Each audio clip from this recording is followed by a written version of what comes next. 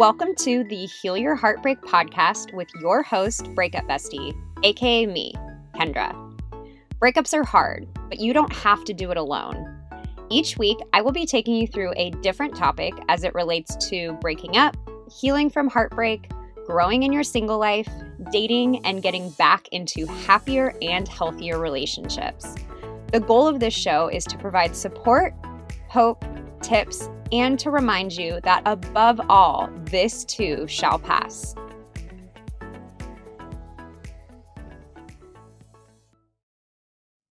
Welcome to the 20th episode of this podcast. Thank you guys so much for your support in the first 20 episodes, and I can't wait to continue going on this journey with you guys.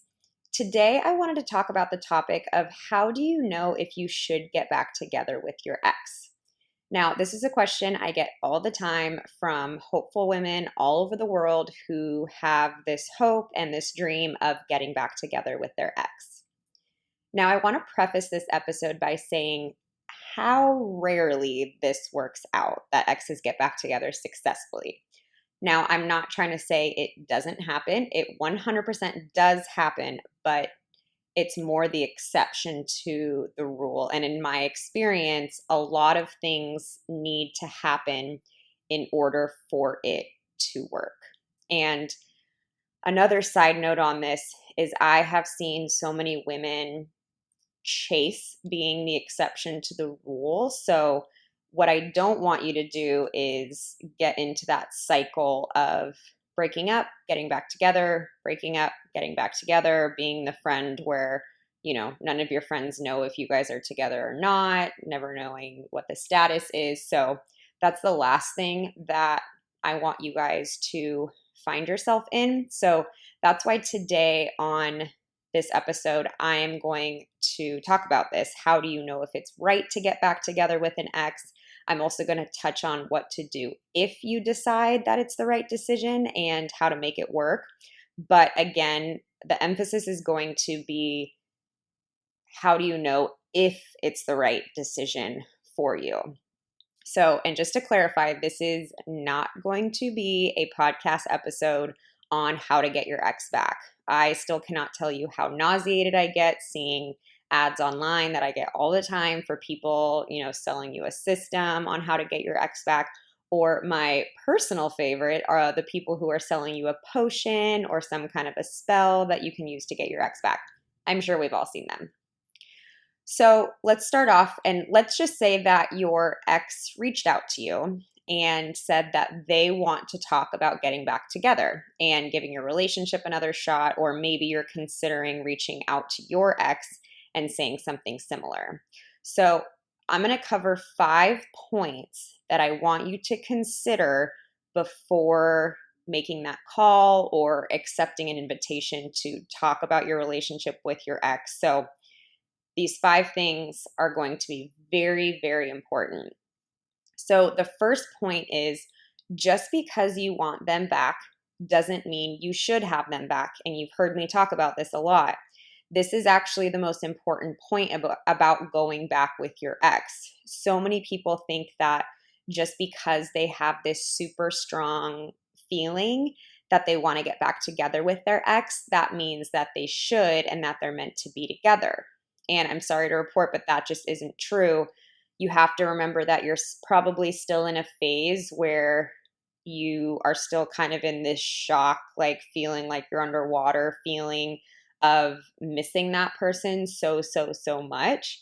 And that's going to be the feeling kind of dominating. So, of course, you're going to feel like it's a good idea to get back with your ex, but when you're in that kind of strong feeling, your logic's not going to be super strong. So just remember that I hear this all the time, like, I feel so uncomfortable without them. That must mean that I should be with them. And that's not true. I cannot tell you how not true that is. So that's what I wanted to first start off by saying, because a lot of people use that as their, North Star to make this decision. But I just really want to emphasize before we consider anything else, I just want you to know that just because you miss them, just because you feel like you want them back, does not mean that it's going to be a wise decision for you to make. So, point number two is I want you to be really aware of why you guys broke up in the first place. And in fact, I would challenge you to do a journaling assignment where you list out all of the reasons why you broke up. And I want you to include your point of view, as well as, if you were the one that got dumped, I want you to write down all of the reasons why your ex said that they were ending the relationship. So I want you to get really clear on why the relationship ended. And that's because if you don't know what was broken in the relationship, it's really easy to just breeze over it and get right back together. So make sure that you're honest with yourself as to why the relationship ended. Because if you don't do this, if you don't recognize like what was wrong, and I hate to say this, but if a relationship ended, it means something was wrong. Like good relationships don't just end. It might not be something from your point of view. It could be that the guy was emotionally unavailable or afraid of commitment or things like that. But perfect relationships typically don't just end. So if you don't recognize what was wrong, what's likely going to happen is you guys get back together and then a month down the road, the same issue is happening because you can't fix what you're not aware of. And again, it's really easy to breeze over the reason why it ended. And sometimes when you really take a look at and consider why the relationship ended and even trace back, certain things in the relationship that you found not to be great, that way you can be like, wow, okay, now I can actually understand why the relationship ended, and maybe that won't make you want to go back anymore.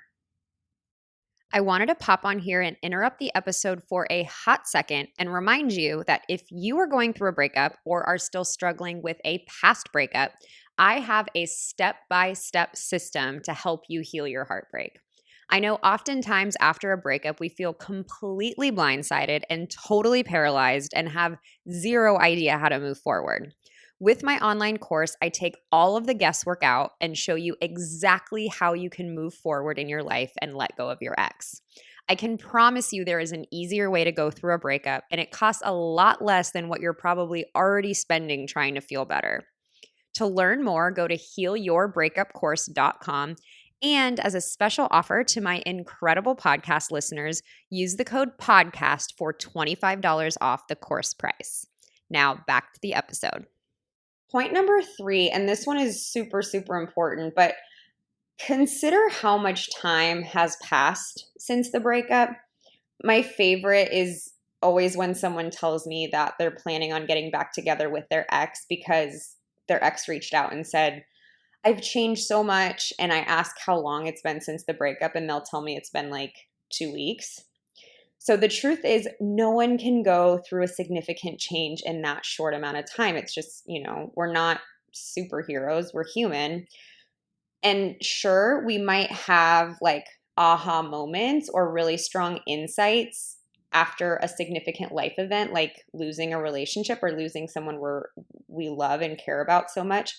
But just because we have an aha moment or an insight doesn't mean that we'll follow through on it. So, the best example I can give you is, my life changed in a day when I realized that I needed to get sober. But just because I had that moment where I finally realized I needed help, that didn't mean I was a changed person then. And, that didn't necessarily mean that people should start trusting me all of a sudden. I hurt a lot of relationships. I hurt a lot of people. I did not expect people to trust me just because I had this aha moment. I needed to get the help, change behaviors, and then earn the trust back. So, if you have an insight that, oh, I don't want to lose this person, there needs to be some action that follows up on that, because if that doesn't happen, it's easy to have these aha moments, not take any action, and then you're rewarded by getting to be back together with them, and then you're going to lose all motivation to make any of those changes. So say you guys broke up because he had an issue with long-term commitment, and after breaking up with you, he might get uncomfortable, maybe feel a little lonely, and will think, wow, maybe I do want commitment now. And that's just not how that works. He will need to explore why he's afraid of commitment and what is holding him back from being able to commit. And then he'll need to do some work to move past those blocks. It's just not something that can happen overnight. So before you make a decision like this to go back to someone who maybe is claiming that they've changed, or maybe it's, maybe it's you're thinking like, okay, I've changed. I want you to, ask yourself, why did the breakup happen? Again, refer back to point number 2. And then I want you to be really honest and really realistically ask yourself, has enough time passed where I believe a change could have occurred?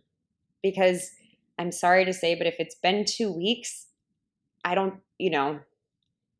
I just can't expect that there would be a lot of change. So just be honest with yourself and like look at it from a bird's eye view.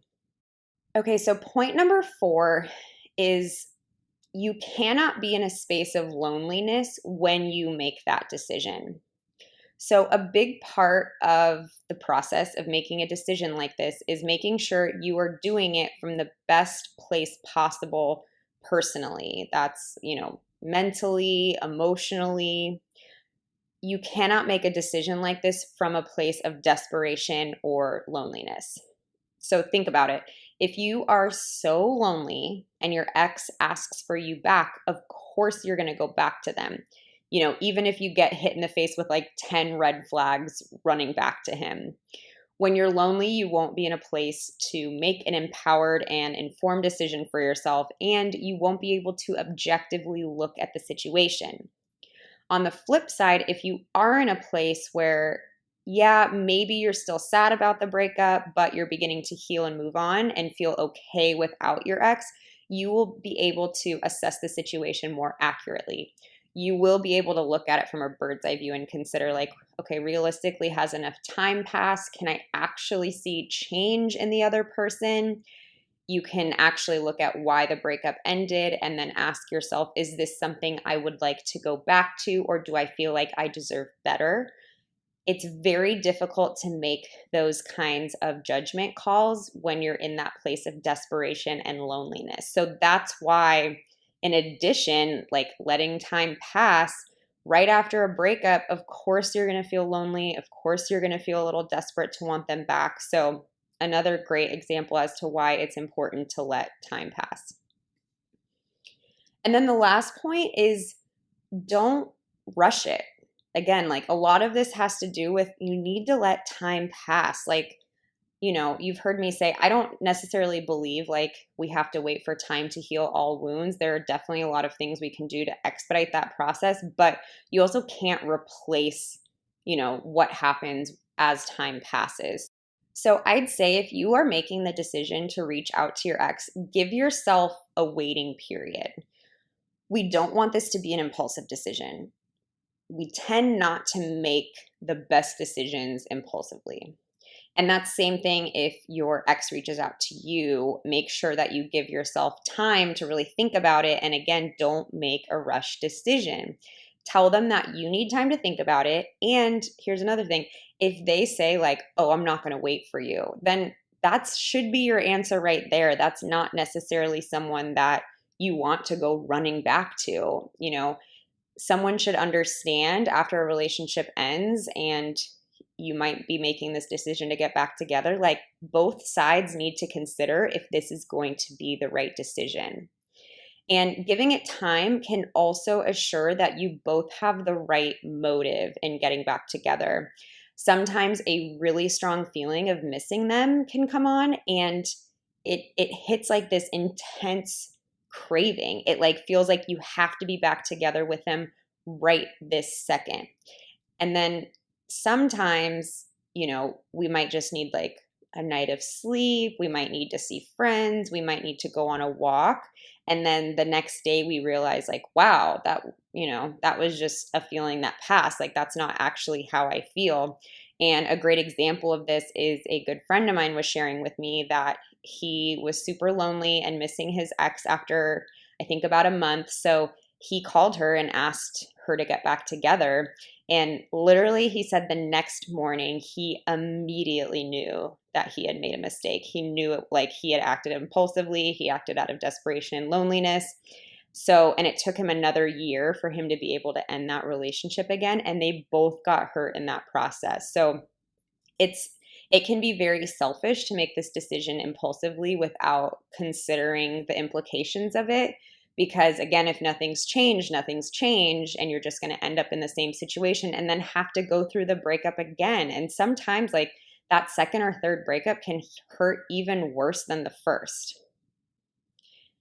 I would also, as a side note, consider consulting with your friends and family. And I want you to say, like, I want your really, really honest feedback, because our friends and family tend to try to tell us what we want to hear. So I want you to, when you talk to them, say, hey, I really need your very honest feedback. Your friends and family are going to be better able to remind you about what the relationship looked like, because when we're in that phase of missing them and maybe wanting them back, we're going to look back and all we're going to see is the good stuff. We're going to, our mind is going to play us these beautiful memories of that you're going to want to go back to, and it's typically going to skim over the bad stuff. So your friends and family will better be able to remind you of realistically what the relationship looked like. And they're also going to, hopefully right after the breakup, you did immediately go to friends and family. So they're also going to remind you of how crushed you were maybe just a few short weeks or months ago. And hopefully that will give you enough motivation to be like, okay, do I want to have to go through that again? And hopefully, you don't. And again, make sure you listen to them. This is not going to be the time to like get super defensive with friends and family and say, well, and do the like, yeah, but just listen to them and take all of that in. Hopefully, again, you're doing this slowly and like letting yourself sleep on it for a period of time and not just running back. And I know that if you consider all 5 of these points before getting back together with your ex, it should weed out most situations. Again, I know people live happily ever after getting back together with their ex, and this is a bit of a bomb drop, but I am actually married to a guy that dumped me, and I don't share about it often just because I need people to know all of these things beforehand. I did personally all 5 of these things before making that decision. It had also been over a year and a half before after we had seen or talked to each other. So it was a very long period of time. I will share my full story in another episode, but I do want to say it can happen, but it did not happen lightly on either side of our relationship. We both made very serious considerations before taking that leap. He, after realizing he wanted to get back together, he waited a month, consulted a therapist, friends, family. I did the same once he let me know his feelings. So I can speak from firsthand experience. If you can do all of these things, you will be able to weed out a lot of, not wasted, but I think you can save yourself a lot of painful feelings if you take all of these steps before considering it. But it can happen. I 100% recognize we're the exception to the rule. That's why I don't typically talk about it very much on this podcast or the page, because I always say I could probably sell a lot more courses if I told people like, I can show you how to get your ex back. I can't show you how to get your ex back. I can show you how I healed from my breakup and how I had fully let go of that ex, and then he came back into my life. That's what I can talk about. That's what I know to be true. And so I hope this helps you guys.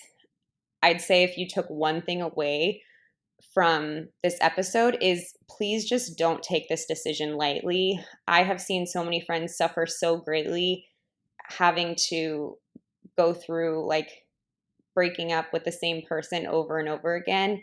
And it's so painful and it affects, friendships around it. It just gets really, really messy. So please just don't take this decision lightly. And at the end of the day, make sure you're trusting your gut. not your, brain that's telling you you have to get back together with him, but really get quiet and tune in to like what you want and really deserve, and trust your gut on this. And I will see you guys again next week. I hope you enjoyed today's show. If you loved it, I hope you'll leave me a review and share with your friends. If you're interested in learning more about my course, Heal Your Breakup, where I take you step by step through my entire healing process, you can find more info at my website, breakupbestie.com. And if you're new, don't forget to join our private Facebook group so you can connect with other women going through the same thing and seek support. You can search Breakup Bestie Support Group on Facebook to join. Lastly, if you're not already following me on Instagram, I share new tips and support every single day. You can find me at Your Breakup Bestie. Most importantly, hang in there, stay connected with loved ones, be nice to yourself, and remember, it's all going to be okay. I promise.